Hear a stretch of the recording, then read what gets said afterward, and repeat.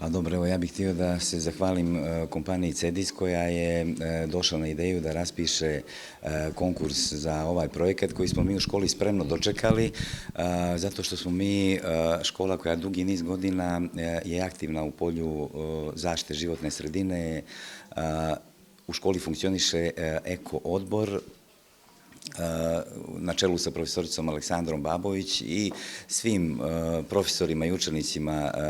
koji djeluju i sprovode brojne aktivnosti. Upravo na osnovu svih tih sprovedenih aktivnosti proteklih godina mi smo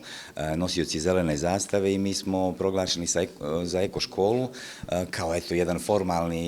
formalno priznanje uspješnosti svih prethodnih projekata.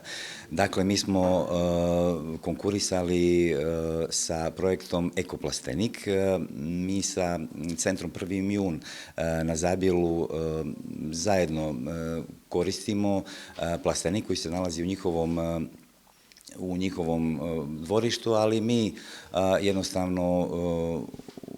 mi ga koristimo za potrebe obrazovanja učenika smjera poljoprivredni tehničar, ali i za sve aktivnosti vezano za vannastavne aktivnosti iz oblasti zaštite životne sredine, održivog razvoja, tako da vjerujem da će i ova nagrada, odnosno realizacija ovog projekta biti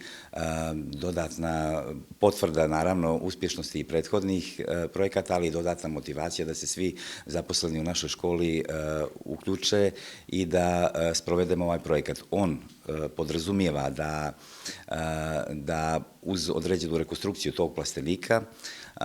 obavimo sadnju, odnosno proizvodnju drvenastih biljaka koje ćemo onda donirati i saditi u dvorištima osnovnih škola u našem okruženju. Mi smo jedan takav sličan projekat realizovali u nekom prethodnom periodu, ovaj će biti još sadržajniji i da kažem da osim učenika članova tog eko odbora,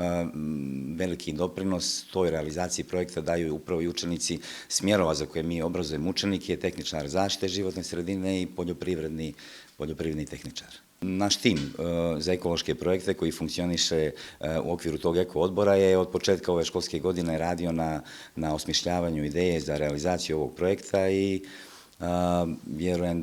da su napravili dobar rezultat, to dokazuje i ova nagrada i da je naš taj projekat izabran kao jedan od onih koji će se realizovati.